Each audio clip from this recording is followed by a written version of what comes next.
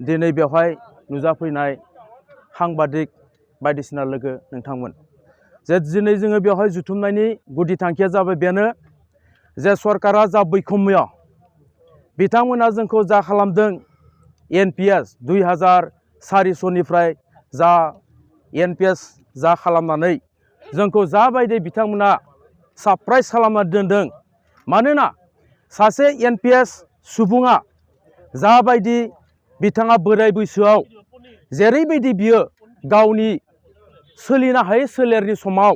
जाबायदि एसे बेथनखौ लानानै जोंनिफ्राय ज' दोननाय दोहोनखौनो बिथांमोना इनभेस्टमेन्ट खालामनानै बेखौ जोंनो एसे होनाय बेवहाय जोंहा जेबो गाव सोलिनायनि जेबो राहाथायानो गैया मुलि मोनसे जानायनिबो जोंहा जेबो माबा गैया नाथाय सरकारा दिनै गावसोर बिसोरो MLA MP जाहैनानै सासे MLA आ बियो गावनि बिसायख'थियाव बियो आजिरा लाखांनायनि उनावब्लाबो बियो पेन्सन मोनो लोगोसे बिनि उनाव बिथाङा MP जायोब्लाबो बेवहाय पेन्सन मोनो सासे मानसि MLA बो पेन्सन मोनो MP बो पेन्सन मोनो बायदिसिना बिथांमोना गोबां हिउज पेन्सन लानानै बिसोरो जाबायदि बैखम्य खालामदों जाबायदि राजतन्त्र बिथांमोना सोलिदों बेनि हेंथायैनो जोङो दिनै बेवहाय जोंखौ जाबायदि नेवसिनाय बेखौ लानानै जोङो दिनै बेवहाय बेबायदि धर्मघट खालामदों दिनैनि बेबायदि जोंखौ जाबायदि बैखम्य खालामनाय जोंखौ जाबायदि बिथांमोना मोहेर मेगनजों नायनाय होननानै बुङोब्लाबो गोरोन्थि गैया बेबायदि खोथानि थाखाय जाहाथे जोंनि बोराय बैसोआव जोङो एसे जोंनि 50% जोंनि दरमानिफ्राय बेखौ लानानै जोङो सोलिनाय गोदोनि बायदि बे नेमखान्थिखौनो फिन बाहाल खालामनांगौ बेनि थाखायनो जों बेवहाय दिनै जथुमदों बेखिनियानो मेन खोथाया जाहैबाय बेनो गोबांबार नोंथांमोनखौ दाबि खालामबोबाय थानाय नुदों दासिमबो साक्सेस बेवहाय सरकारा जोंनि फारसे गोबां बायदिसिना खालामदों नाथाय बेनि हेंथायै बिथांमोना होआब्ला जोङो बारे बारे जोङो खालामगोन दरखार जायोब्ला जों बेनिख्रुइ गोरानिफ्राय गोरासिन जोङो आन्दोलन खालामनो जों बाध्य खालामगोन माबायदि रोखोमनि आन्दोलन बेवहाय जोङो जंगि आन्दोलन खालामगोन गणतान्त्रिक हिसाबै जों आन्दोलन खालामगोन सरकारनि हेंथायै सरकारा जुदि जोंखौ माबा खालामब्ला बिसोरनि हेंथायै जोङो आन्दोलन खालामबाय थागोन आरो नेक्स्ट बिसायख'थियाव जाय सरकारा जोंनि फारसे जोंखौ होगोन होननानै लायगोन बे सरकारजोंनो जों बेवहाय आखाइ फोलावनायनिबो बाध्य जानोबो हागौ যে আমাৰ 2005 চনৰে আৰু কেন্দ্ৰীয় চৰকাৰে 2004 চনতে যি নেশ্যনেল পেঞ্চন ছিষ্টেমৰ ব্যৱস্থা কৰিছে আমাৰ চৰকাৰী কৰ্মচাৰীসকলৰ এয়া আচলতে প্ৰকৃততে কৰ্মচাৰীসকলে বুজি পাইছে যে ই আচলতে পেঞ্চন ব্যৱস্থাৰ ভিতৰত মুঠেই নপৰে কাৰণ আজি আমাৰ যিসকল ইতিমধ্যে অৱসৰ গ্ৰহণ কৰিছে তেখেতসকলৰ যিখিনি আমি ব্যৱস্থাত জানিব পাৰিছোঁ তো অৱসৰ নোহোৱাখিনিৰ অৱস্থাটো বেছি বেয়াই কিন্তু এনেকুৱা ব্যক্তিকো বা আমি পাইছোঁ য'ত কলেজত প্ৰবক্তা একোজনে বা আমাৰ 2 লাখ টকাৰ দৰমহা পোৱা মাহে 2 লাখ টকা দৰমহা পোৱা মানুহ এজনে আহি এতিয়া খুব বেছি 25 বা 24,000 টকাহে মাহে পেঞ্চন পাইছে আৰু আমাৰ তাতকৈ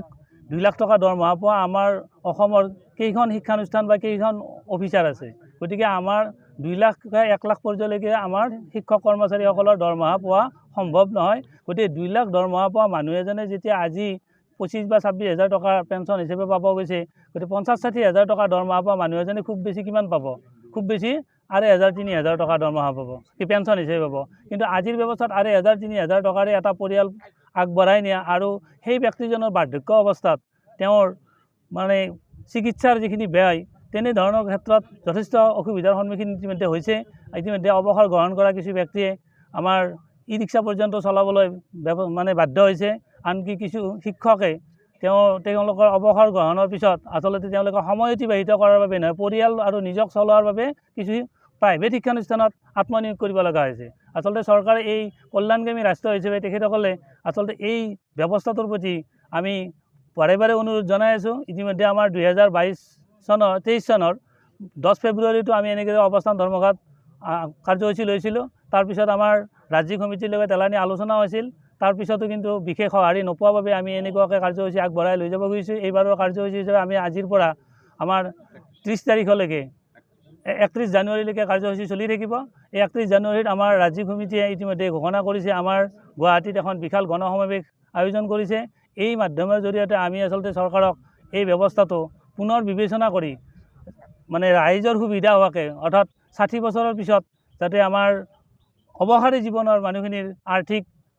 বা সামাজিক নিৰাপত্তা এটা প্ৰদান কৰে সেই ব্যৱস্থাটোৰ বাবে আমি চৰকাৰক বাৰে বাৰে অনুৰোধ কৰি আহিছোঁ। কিন্তু আমি হয়তো ৰাজ্যিক সমিতিয়ে ইতিমধ্যে এনেধৰণৰ চিন্তা চৰ্চা কৰাও আমি গম পাইছোঁ যে যি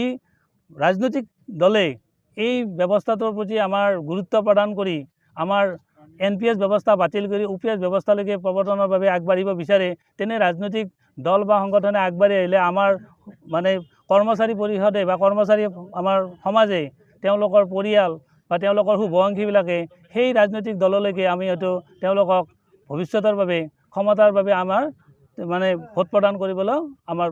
সিদ্ধান্ত গ্ৰহণ কৰাৰ বাবে চেষ্টাত আছে। যদি এই সময়খিনিৰ ভিতৰত আকৌ ব্যৱস্থা তেনেকুৱা নকৰে, গতিকে সেই ব্যৱস্থাটো ল'বলৈ বাধ্য হ'ব। কাৰণ ইতিমধ্যে এইটোও জানে যে আমাৰ 5 বছৰৰ কাৰণে শাসনত অহা আমাৰ যিবিলাক মন্ত্ৰী বিধায়ক থাকে তেওঁলোকে যথেষ্টখিনি মানে দৰমহা পায় বা খুব কম সময়ৰ ভিতৰতে কিমান বেছি চহকী হয়, কিন্তু তেওঁলোকৰ আজিও OPS ব্যৱস্থাতে আছে। যদি সঁচাকৈ OPS ব্যৱস্থাটো ইমানেই ভাল, আচলতে আগেই তেখেতসকলে প্ৰথমতে লৈ দেখাওক, তাৰপিছতহে আমাক কৰ্মচাৰীসকলক দিয়ক। গতিকে তেখেতসকলে এটা সুৰক্ষিত ব্যৱস্থাৰ মাজত থাকিব মানে আৰু আমাৰ কৰ্মচাৰী সমাজক সাধাৰণ মানুহক এটা অসুৰক্ষিত ব্যৱস্থাৰ মাজেৰে ঠেলি নিব, এয়া কেতিয়াও গ্ৰহণযোগ্য হ'ব নোৱাৰে। ইয়াৰ বাবে আমি প্ৰতিবাদ কৰি যাম আৰু আশা কৰোঁ যিহেতু আমি আমাৰ শাসন ব্যৱস্থাত থকা ৰাজনৈতিক দলৰ আমি জনসাধাৰণ, গতিকে আমাৰ কথা কওঁ তেখেতসকলে মৰ্মে মৰ্মে উপলব্ধি কৰিব বুলি আমি আশা কৰিয়েই আছোঁ। সেইকাৰণে যদিও আমি কিছুমান আৱেগত ক'ব বাধ্য হওঁ যে আমি হয়তো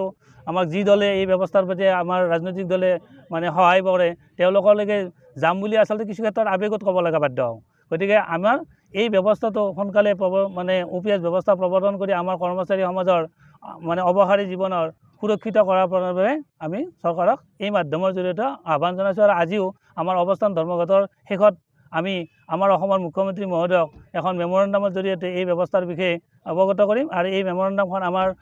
আজি অসমৰ সকলোবোৰ জিলা উপায়ুক্তৰ জৰিয়তে মুখ্যমন্ত্ৰী মহোদয়লৈকে প্ৰেৰণ কৰা হ'ব। অসমতো অৱশ্যে ভাৰতবৰ্ষত 2004 চনৰ পৰা আৰু অসমত 2005 চনৰ পৰা মাৰ্চৰ পৰা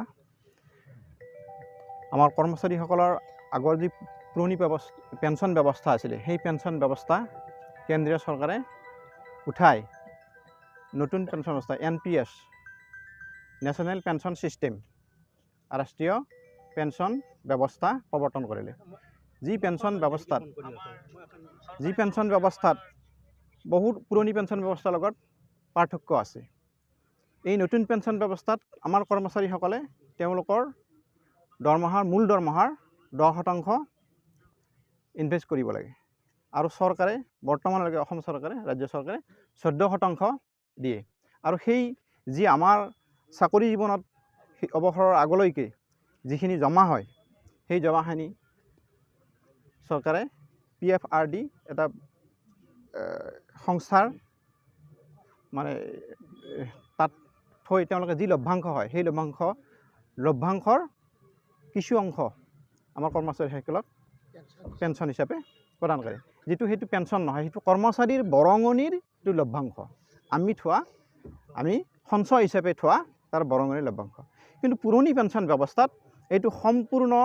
কৰ্মচাৰীজনে শেষৰ মাহৰ দৰমহাৰ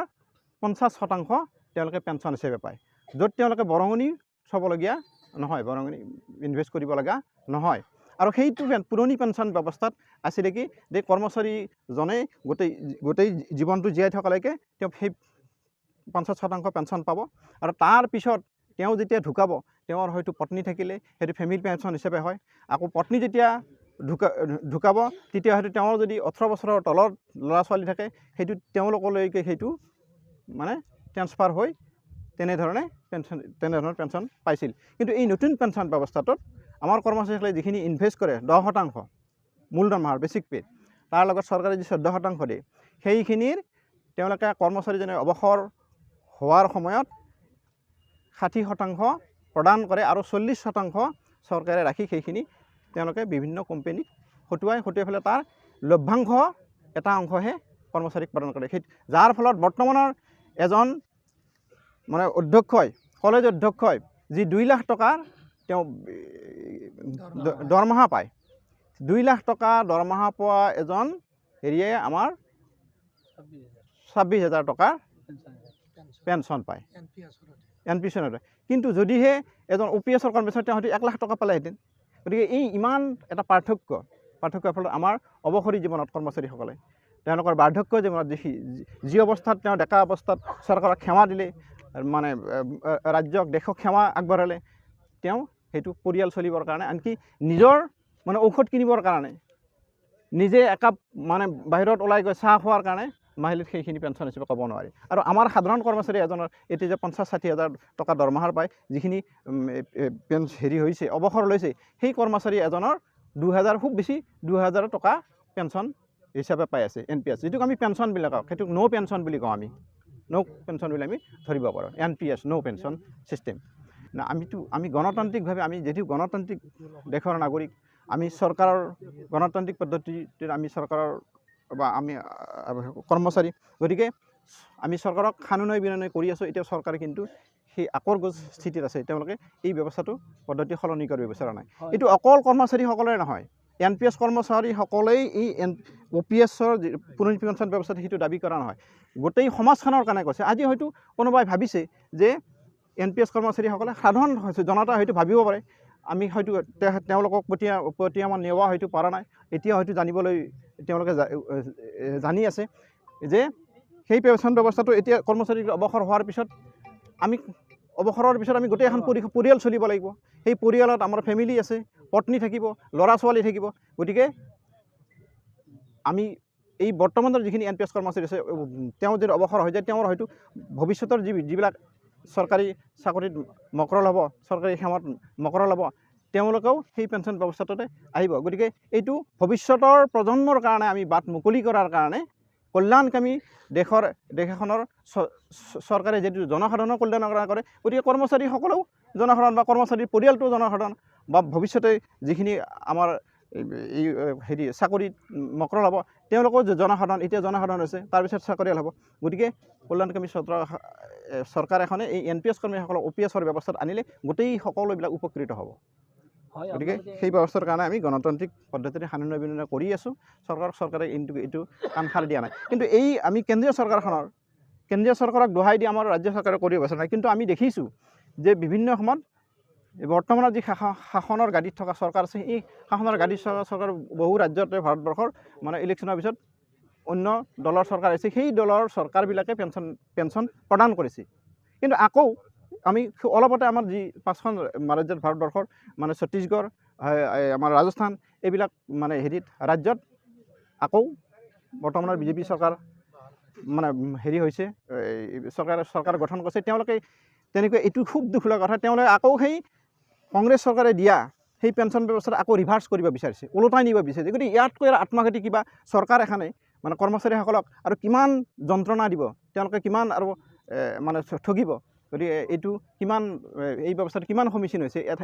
এটা দলৰ চৰকাৰে দিছিলে আকৌ তেওঁলোকে আকৌ ৰিভাৰ্চ কৰি আকৌ ওলোটাই নিব বিচাৰিছে গতিকে এই চৰকাৰক আমি তেওঁলোকক সুমতি প্ৰদান কৰক হয়তো ঈশ্বৰেও প্ৰদান কৰক আৰু জনসাধাৰণৰ যদিহে তেওঁলোকে কল্যাণৰ কাম কৰা বুলি ক'ব বিচাৰে গতিকে আমাক কৰি দেখুৱাওক আমি সেইটোৱে বিচাৰিছোঁ যদি পূৰণ নহয় এইটো আমি আন্দোলন যেতিয়ালৈকে আমাৰ হেৰি নহয় এই দাবী পূৰণ নহয় চৰকাৰে যেতিয়ালৈকে আমি পুৰণি পেঞ্চন ব্যৱস্থাৰ আওতালৈ নানে তেতিয়ালৈকে আমি এই গণতান্ত্ৰিক সংগ্ৰাম আমি চলাই যাম আৰু প্ৰয়োজন হ'লে আমি হয়তো বিকল্প ব্যৱস্থাটো চিন্তা কৰিব লগা হ'ব পাৰে কাৰণ যিটো দলৰ চৰকাৰে আমাক হয়তো মানে কৰ্মচাৰীসকলক কল্যাণৰ কাৰণে চিন্তা নকৰে গতিকে আমিও হয়তো তেনেধৰণৰ কৰ্মচাৰীসকলে সময় যদি আহে উপযুক্ত সময় সেইটো আমি বিকল্প ব্যৱস্থাৰ কাৰণে চৰকাৰৰ পৰিৱৰ্তনৰ কাৰণে আমি চিন্তা চৰ্চা হয়তো কৰিব লগা হ'ব পাৰে